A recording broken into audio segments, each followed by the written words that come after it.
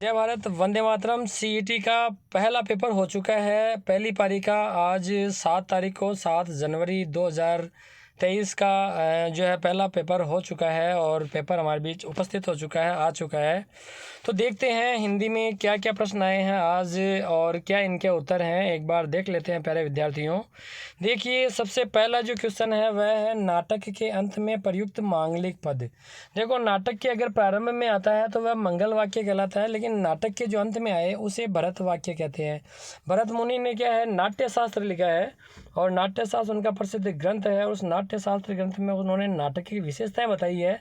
तो उन्होंने जो अंतिम आदर्श वाक्य लिखा है उस वाक्य को कालांतर में भरत वाक्य कहा जाने लग गया। तो उत्तर हो जाएगा इसका ए, 131 में ए हो जाएगा भरत वाक्य। क्वेश्चन नंबर 2 है, किस विकल्प में एलोकेशन शब्द का हिंदी पारिभाषिक शब्द सही है? तो देखो, एलोकेशन शब्द है, एलोकेशन शब्द का मतलब होता है नियतन। यदि ये नियतन में नहीं समझो तो आप समझ सकते हो आवंटन। आपने देखा होगा ना, इतनी सीटें आवंटित की है, तो आवंटन और नियतन एक ही बात होती है विद्यार्थियों। आंसर हो जाएगा इसका डी, एकदम सही हो जाएगा। प्रश्न संख्या 3 देखिए, प्रश्न संख्या 3 है, विलोम शब्द की दृष्टि से संगत विकल्प का चयन कीजिए। मतलब जो विलोम शब्द है उनमें सही विलोम शब्द वाले कौन से हैं? तो हम देखते हैं। देखो, आज्ञा का अवज्ञा भी होता है, अधुना, अधुना और नूतन तो एक ही बात हो गई भाई। और अस्ति और नास्ति, अस्ति नास्ति विलोम शब्द हो गए, आज्ञा अवज्ञा हो गया, अधुना नूतन नहीं हुआ। अधम का विलोम शब्द उत्तम होता है, अज्ञे। अज्ञे मतलब जो कुछ नहीं जानता, विज्ञ मतलब जो सब कुछ जानता होता है। अग्र का पश्च होता है, इसका मतलब इसके तो सभी सही हैं। अगला है ग्राम और ग्राम में उदात, अनुदात, ऐश्वर्य और अनैश्वर्य। बताना ये विलोम शब्द की दृष्टि से संगत विकल्प कौन सा है।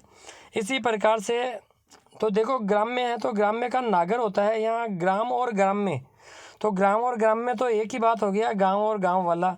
तो इसका मतलब ये भी ऑप्शन गलत चल रहा है। इधर ये जो है पहला वाला ऑप्शन गलत हो गया, क्योंकि अधुना जो है उसका नूतन नहीं होता, अधुना नूतन तो समानार्थक शब्द हो गया। ग्राम और ग्राम में भी समानार्थक हो गए हैं। आदित्य का उपत्य का एकदम सही है। इसी प्रकार से आगम, तो आगम का निगम होता है, आगम का अनागत नहीं होता है। चलो और देखते हैं, इसी के अंतर्गत अभी एक और बचा हुआ है, अब्र और अन्य। अब्र का मतलब चमकदार होता है, अन्य इसका दिया हुआ है। तो प्यारे विद्यार्थियों, अब्र का अन्य, ये भी बात बैठ नहीं रही है। इसका मतलब ये है कि जो है बी आंसर अपना इसमें बिल्कुल सही हो जाएगा। अधम, उत्तम, अज्ञ, विज्ञ एंड अग्र पश्च, जिन्होंने बी आंसर किया उनका उत्तर बिल्कुल सही है प्यारे विद्यार्थियों। इसी प्रकार से अगला प्रश्न देखिए, निम्न में से किस विकल्प के सभी शब्दों में उपसर्ग प्रत्यय दोनों का प्रयोग हुआ है? उपसर्ग भी होना चाहिए और प्रत्यय भी होना चाहिए। तो फेनिल में फेन शब्द है, इसमें उपसर्ग नहीं है। शामिल में उपसर्ग नहीं है, जटिल में उपसर्ग नहीं है। अवधि, अव, लेकिन प्रत्यय की बात भी आ रही है यहाँ पर। अवज्ञा, अव है लेकिन ज्ञा। अवधूत, तो अव और धूत है, उपसर्ग उपसर्ग तो है लेकिन पत्ते दिखाई नहीं दे रहे। विचारणीय, विचारणीय, परिवार इक और उदपत इक, ये इसमें थोड़े से लग रहे हैं। अब देखते हैं, अवगत, अवलंब, अवसित, इसका मतलब डी ऑप्शन हो गया भाई प्यारे विद्यार्थियों। इसमें उपसर्ग भी है और प्रत्यय भी है। देखो, औपत्तिक, पारिवारिक, विचारणीय, तो अनीय, इक प्रत्यय चल रहा है और साथ ही में देखो उद, यहाँ उपसर्ग चल रहा है, इसमें परि उपसर्ग चल रहा है, इसमें वी उपसर्ग चल रहा है। तो डी ऑप्शन सही हो गया मेरे प्यारे विद्यार्थियों। नेक्स्ट क्वेश्चन देखिए, व्यंजन वर्णों के संबंध में कौन सा विकल्प सुमेलित नहीं है? व्यंजन वर्णों के बारे में कौन सा विकल्प सुमेलित नहीं है?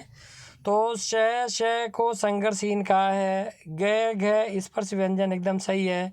च छ स्पर्श किंतु संघर्ष बिल्कुल सही है। यह वह अर्ध स्वर है।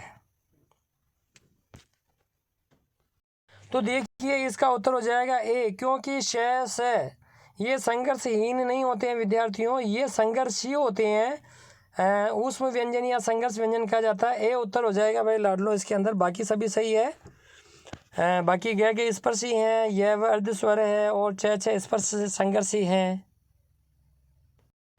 अगला प्रश्न है देखिए, उसने सेब खाया, उसने सेब खाया, इसको देखना है अपने को। तो क्या हो रहा है, उसने सेब खाया के अंदर जो है क्या खाया कि सेब खाया, बिल्कुल सकर्मक क्रिया है। लड़के मैदान में दौड़ रहे हैं, तो लड़के मैदान में दौड़ रहे हैं, अधिकरण कारक है, इस प्रकार से अकर्मक क्रिया है। अब बात करते हैं, पुलिस ने चोर पकड़वाया, लेकिन किससे पकड़वाया ये दिया हुआ नहीं है। हालांकि पुलिस ने काम खुद नहीं किया, किसी और से काम किया, और किसी और से काम करवाया जाए तो वहाँ प्रेरणार्थक होती है, और प्रेरणार्थक में वाया वाया वगैरह आते हैं, तो ये एकदम सही है। प्रेरणार्थक क्रिया भी बिल्कुल सही है। जैसे माताजी ने बहू से चाय बनवाई, तो बहू से चाय बनवाई, माताजी ने बहू से क्या बनवाई, चाय बनवाई। तो देखो क्या बनवाई, चाय बनवाई, और चाय जो है इसमें कर्म होता है, और जो प्रेरणार्थक क्रिया होती है वो सदैव सकर्मक होती है। पुलिस ने किसे पकड़वाया, तो चोर पकड़वाया। तो भाई यहाँ मामला थोड़ा सा उलझा वाला है, क्योंकि प्रेरणार्थक क्रिया ये लग नहीं रही है। अगला देख रहे हैं, माताजी प्रतिदिन बाग में जाते हैं। देखो कोई आनंद वाली बात होती है, तो वहाँ पर क्या होता है, रंजक क्रिया हो जाया करती है, जैसे मेला लगने लगा, मज़ा आने लगा, ठीक है, ऐसी स्थिति में रंजक क्रियाएं होती है। इसका सर्वाधिक सही आंसर तो भाई बी ही होगा। बी इसलिए होगा क्योंकि माताजी प्रतिदिन बाग में जाते हैं, यहाँ रंजक क्रिया का अभाव है। जैसे मेला लगने लगा, विद्यार्थी झूम झूम कर नाचने लगे, तो वहाँ क्या संयुक्त क्रियाओं का गुच्छा होता है। रंजक क्रिया संयुक्त क्रिया का एक पार्ट है, और यहाँ संयुक्त क्रिया है नहीं, इसलिए बी आंसर हो जाएगा। पुलिस ने चोर किनको पकड़वाया, चोरों को पकड़वाया। चोर कर्म है इसलिए सकर्मक है, तो प्रेरणार्थक क्रिया हो जाएगी। तो उत्तर हो जाएगा मेरे विद्यार्थियों बी। बहुत ही शानदार सवाल दिया है, तंत्रियाँ हिलाने वाला है, बड़ा गजब का सवाल है भाई। अगला प्रश्न देखिए, निम्न में से कौन सा शब्द संज्ञा से निर्मित विशेषण नहीं है। संज्ञा से बना हुआ होना चाहिए। अब दान है, तो दान नाम हो गया, निंदा है, चिंतन है, चिंता संज्ञा से बना होना चाहिए। अब देखो मानव, अब आपको पता है मानव जातिवाचक संज्ञा है। दान है, निंदा है, चिंतन है, ये जो है वो, अब ये कह रहा मानवीय, मानवीय भूल, तो भूल कैसी, मानव से संबंधित, तो मानवीय विशेषण हो जाएगा। तो इसका उत्तर हो जाएगा भाई मानवीय। डी आंसर बिल्कुल सही हो जाएगा इसका। सॉरी भाइयों, मैंने सवाल गलत पढ़ लिया। निर्मित विशेषण नहीं है, देखो निर्मित विशेषण नहीं है, तो संज्ञा शब्द से निर्मित विशेषण नहीं है। इनमें से विशेषण कौन सा नहीं है ये बताना है। जैसे मानवीय भूल, दानवीय स्वभाव, दानव के जैसा स्वभाव, दानवीय स्वभाव, ठीक है, तो दानवीय, मानवीय, चिंतन, निंदित, निंदित वस्तु, लेकिन चिंतन, यहाँ चिंतन शब्द जो है वो एकदम सही होगा। हालांकि जो है संज्ञा से तो ये सभी बनी है, मानव, निंदा, दानव सभी संज्ञा है, लेकिन चिंतन जो है वह विशेषण की स्थिति में नहीं है। निंदित प्राणी, यहाँ देखो प्राणी संज्ञा है और निंदित विशेषण हो गया। दानवीय लीला, मानवीय लीला, तो दानवीय, मानवीय, दानवीय स्वभाव, तो यहाँ पर क्या है कि दानवीय और मानवीय जो है वो विशेषण हो जाएंगे। लेकिन चिंतन, हालांकि चिंतन हो सकता है, चिंतन धारा, लेकिन इनमें सर्वाधिक चिंतन है। और वैसे सवाल जो है देखा जाए तो ये डिलीट होने लायक सवाल है, क्योंकि इसके जो चारों ऑप्शन है वो चारों ऑप्शन ही जो है विशेषण के रूप में प्रयुक्त हो सकते हैं। प्रश्न बनाने वाले ने सही सोच के नहीं बनाया भाई। बाकी सर्वाधिक सही आंसर चिंतन हो जाएगा, लेकिन सवाल डिलीट होने योग्य है। अगला सवाल है विद्यार्थियों, किस विकल्प में तत्पुरुष समास का प्रयोग नहीं हुआ है। तत्पुरुष समास मतलब कारक चिन्ह। तो देखो कहें अंधविश्वास, अंधा है जो विश्वास, पहला ही ऑप्शन आ गया इसका। बाकी ख्याति प्राप्त, ख्याति को प्राप्त, इसमें तत्पुरुष हो गया। शपथ पत्र, शपथ के लिए पत्र। सेवा निवृत्ति, सेवा से निवृत्ति, इसका मतलब अंधविश्वास, ए वाला ऑप्शन सही हो जाएगा। अगला सवाल है, निम्न में से शुद्ध वाक्य का चयन करें। भाषा में धीरे धीरे शब्द लोप हो जाते हैं। भाषा में धीरे धीरे शब्द लोप हो जाते हैं। तो एक वाक्य तो हो गया, भाषा में धीरे धीरे शब्द लोप हो जाते हैं। शुद्ध वाक्य का चयन करना। उज्जैन में अनेक दर्शनीय स्थल देखने योग्य। देखो दर्शनीय स्थल भी है, देखने योग्य भी है, एक साथ जो है दो दो की बात चल रही है, तो ये तो बिल्कुल सरासर ही गलत हो गया, क्योंकि दर्शनीय भी देखने योग्य होता है, देखने योग्य भी देखने योग्य होता है।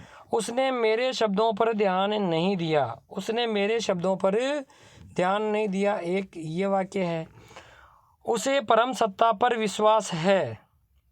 उसे परम सत्ता पर विश्वास है, एक ये हो गया। तो यहाँ इस वाक्य में धीरे धीरे शब्द लुप्त हो जाते हैं। शब्द भाषा में शब्द लुप्त नहीं होते हैं बल्कि प्रकट होते हैं भाई। तो ये गलत हो जाएगा, दर्शनीय देखने योग्य वाला गलत हो जाएगा। उसने मेरे शब्दों पर ध्यान नहीं दिया, उसने मेरी बात पर ध्यान नहीं दिया, शब्दों पर ध्यान नहीं दिया नहीं होगा, गलत जो है यहाँ वाक्य चयन गलत चल रहा है। उसे परम सत्ता पर विश्वास है, सर्वाधिक सही डी वाला हो जाएगा भाई इसमें, उसे परम सत्ता पर विश्वास है। अगला प्रश्न देखिए, अयादी स्वर संधि की दृष्टि से असुमेलित विकल्प का चयन। मतलब किसमें जो है अयादी ने विनाय आय आय आय, विधाय आय आय आय, आय छिपा हुआ है। तो देखो यहाँ पर भी अयादी संधि है, यहाँ पर भी अयादी संधि है, ठीक इसी प्रकार से। लेकिन देखिए ये यहाँ पर क्या कर दिया, आपको पता है विनय प्लस आय होता है तो आई होता है, इसलिए ये वाला सही है, लेकिन यहाँ एक ही मात्रा आई है भाई।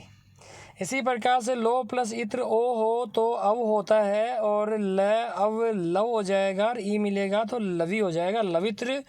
तो सी वाला ऑप्शन भी सही है, विनय प्लस विनायक भी सही है। और गो प्लस एषणा गवेषणा, ओ का अव हो जाएगा, गवेषणा हो गया है, गाय को प्राप्त करने की इच्छा। लेकिन विधेय प्लस अस अक होता है, यहाँ एक मात्रा और होनी चाहिए, विधेय होनी चाहिए थी यहाँ पर, तो उत्तर हो जाएगा भाई बी। 140 में बी उत्तर बिल्कुल सही है। तो हिंदी के 10 सवाल आए हैं विद्यार्थियों, और 10 सवाल जो है वास्तव में काबिल तारीफ है, ज़बरदस्त सवाल हैं। और पेपर हिंदी का पेपर स्तरीय है, इसमें कोई दो राय नहीं है। तो मैं तो ये अपेक्षा करूँगा कि सभी का पेपर अच्छा हो और सभी का जो है सिलेक्शन हो, ऐसी मेरी आशाएं हैं। और वीडियो कैसा लगा, वीडियो यदि अच्छा लगा हो तो विद्यार्थियों लाइक कर देवें, शेयर कर देवें, और ज़्यादा से ज़्यादा सब्सक्राइब करें। अगर जैसे आपने सब्सक्राइब कर रखा है तो कोई बात नहीं, नहीं कर रखा हो नए विद्यार्थियों चैनल पे तो सब्सक्राइब करें, ताकि आपको नई नई जानकारी प्राप्त होती रहे।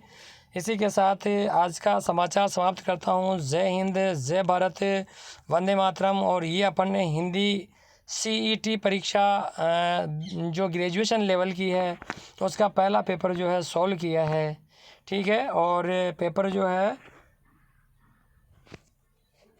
वैसे कैसा है ये तो पता नहीं है, लेकिन हिंदी का पेपर स्तरीय है। ओके, धन्यवाद।